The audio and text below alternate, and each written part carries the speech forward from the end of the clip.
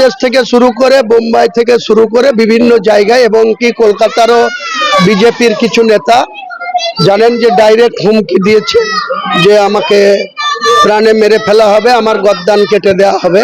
এই সমস্ত হুমকি অনেক পেয়েছি।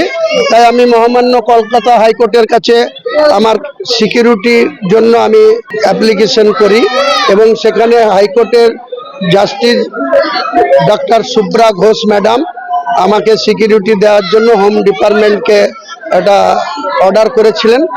আমি হোম ডিপার্টমেন্টের কাছে সেই অর্ডারের কপি দিয়ে 1 মাস আগে অ্যাপ্লিকেশন করেছিলাম হোম ডিপার্টমেন্টকে।